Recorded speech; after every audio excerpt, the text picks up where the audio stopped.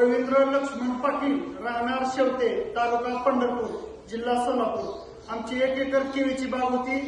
त्याला नैसर्गिक चिलिंग नावाचा रोग होता. तर चिलिंग नावाच्या रोगामुळे चिलिंगना एक्सपोर्ट होत नव्हती केळी.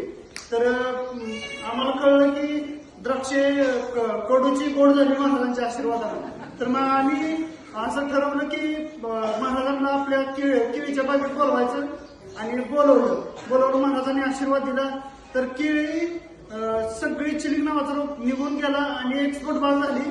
जी बाग 15 रुपये मागत होती ती बाग 22 ते 25 रुपयांनी गेली, सगळे एक्सपोर्ट झाली. आणि जी बाग 20 टन निघायची ती 27-28 टन निघली.